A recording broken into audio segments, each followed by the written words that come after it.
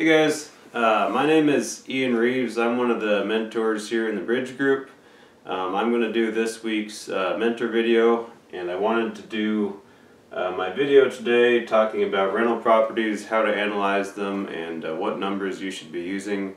I also wanted to give you some reference for the kind of numbers that I see on my properties, and then also talk a little bit about some cash flow killers, things that will kill cash flow on your property.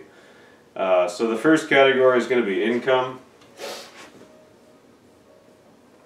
So you're going to have income and expenses. So the obvious one here is going to be rent. There are a couple others that you could potentially have. So besides rent, washer, dryer. I know some people, and I've done it before, where you rent out a washer, dryer, or if this is a multi-family property, you might have laundry facilities on site. And then another one would be parking. So if you're doing a single family rental, you're probably not going to have parking, but if you have a multi-family, that might be something that you'd have for extra income.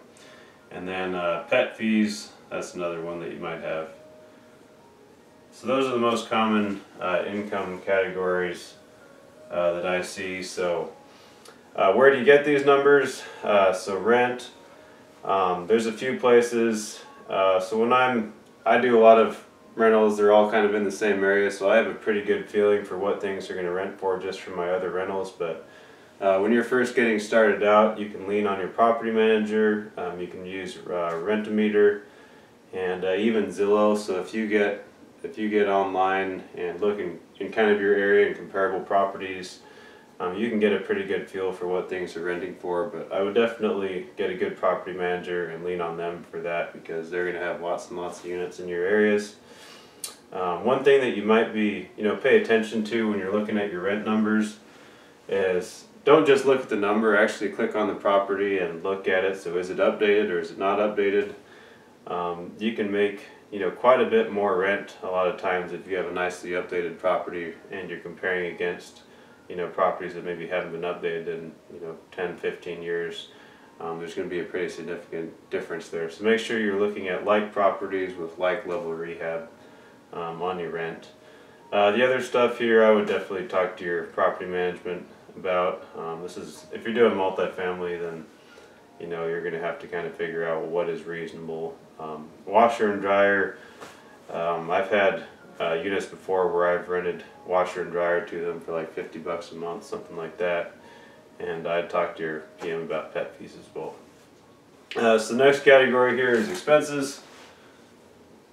This is where I think a lot of people struggle or they miss things. The obvious one here is your mortgage. So most people get this one: mortgage, taxes, insurance. Some things to look out for though is, so your mortgage is really going to depend a lot on the interest rate that you're getting and also the type of mortgage. So if you're just getting started in investing, chances are you're going to be able to get a 30-year fixed mortgage, and that's going to make a pretty significant difference. So I wrote some numbers down here just for reference. So a $50,000 loan at 5%. If you do that on a 30-year, that is only $268 a month. Running out of room here. If you do that on a 20-year, it goes all the way up to $330.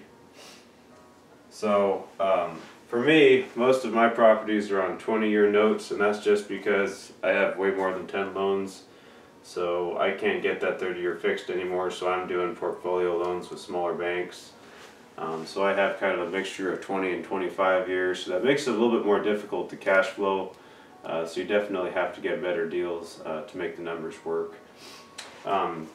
So what I would recommend doing there is, if you're looking for a rental property and this is one of your first ones, definitely get pre-qualified. You're going to get a pretty good idea of what the going interest rate is going to be and what you're going to qualify for. But chances are, if you're watching this video, then you're probably this is probably one of your first properties, so you're probably going to be able to get that 30-year fixed mortgage, which makes it a lot easier to cash flow.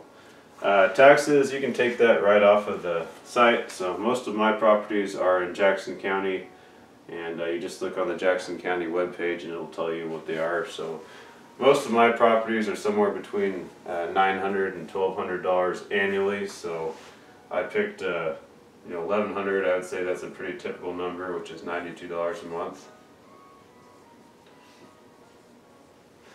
So that's kind of what we're seeing in this area. This is another thing that can kind of be a deal killer, so you really need to pay attention to taxes. Jackson County, Missouri, if you're here local in Kansas City, taxes are pretty low.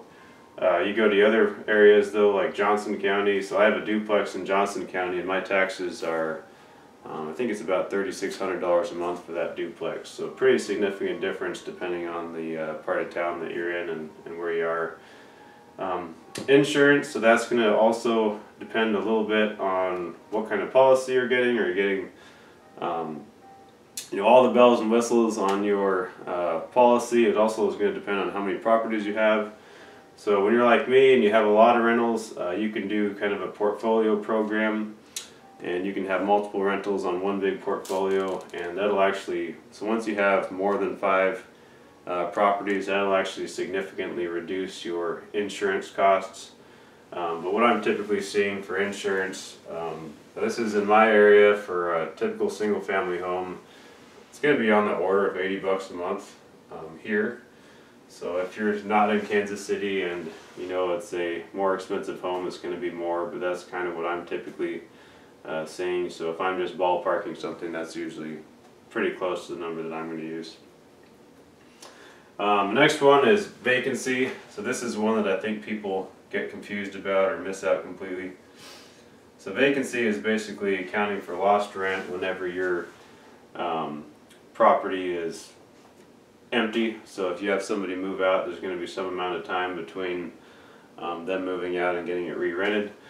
Vacancy is a little bit tricky. It's kind of, there is no exact science to what that number should be, but again, I would kind of lean on your property manager, talk to them about what they're seeing as typical, but what I would say is a typical number is anywhere from 5 to 10%. And when I say percent, I'm talking about a percentage of the rent.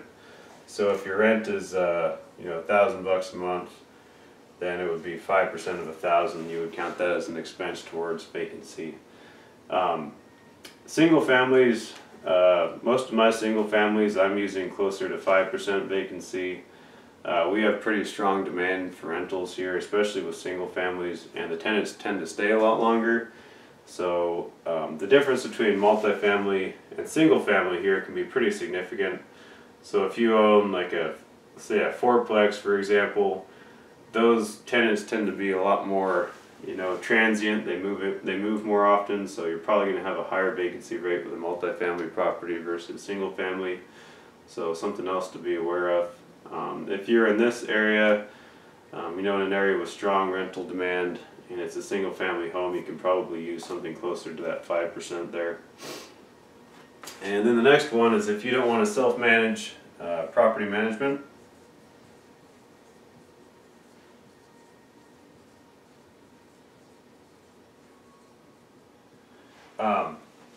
That is also going to depend on your property manager. Typically what I see is anywhere from 7 to 10% here in this area. The thing that you got to watch out for is a lot of property managers will charge a leasing fee, and then a lot of times there might be a lease renewal fee every year. So the property manager that we use, they're 8%, but then they also have there's an annual lease renewal fee. So by the time all that is said and done, I just plug 10%. So that is what I use for most of my properties. And again, percent, so that's 10% of the rent number. That's what I use for property management. Some other things, so HOA. If any of you guys are here in Kansas City and have properties in Ruskin, there is a small HOA fee. I think it's like $40 a month or $40 annually or something like that. It's really small. This is definitely one that can be a cash flow killer. So depending on where your property is located, If you're in a community that has high HOA fees, that can definitely be something that can kill your cash flow, so something to watch out for. The majority of my properties here in Kansas City do not have an HOA, but there are some that do. Next one here is utilities. And this is going to depend a little bit on area. For the most part, here in Kansas City, if it is a single family home, it is conventional, or most people are passing that on to the tenant. So on all my properties, utilities are paid by the tenant, and I'd say that's pretty typical with single family homes. When you get into multifamily, that can be a lot different. So a lot of times you might be paying, maybe it's a small apartment building, you've got a dumpster, so you're paying for trash. Maybe you have water that's not separately metered, so you're paying for water, sewer, things like that. This can definitely be a deal killer. And then the next one here is lawn care and snow removal. This is another one that can be a pretty serious deal killer. We had a brutal year here in Kansas City snow-wise, and we spent a lot of money on snow removal on a couple of our commercial properties. Again, with the single families, that's one reason why I like single families, is traditionally you're gonna pass this off to the tenants. So in all of our leases, they are responsible for utilities, lawn care, and snow removal, which really helps with those expenses. One thing to look out for, so if you have a side-by-side duplex where one half has a lawn and the other half has a lawn, pretty easy to just pass off lawn care to the tenant. When you have a up and over duplex, a lot of times you'll end up finding that you need to cover this because it's not really clear whose lawn is whose. Definitely something to look out for. So on multifamily properties, this could really be a deal killer. And then the last two are maintenance. We're in that room here. And then CapEx.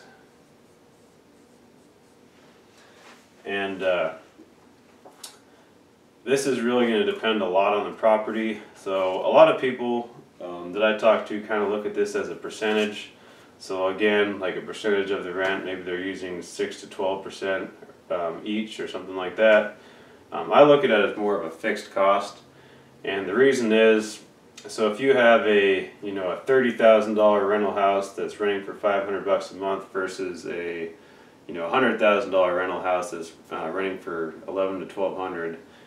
A water heater is going to cost roughly the same amount. The roof's going to cost roughly the same amount. Maybe on one it's a little bit smaller house, so maybe it's the difference between being $4,800 and $5,500. But it's really not necessarily a function of the rent. It's more a function of the type of property. So I look at these two as more of a fixed cost.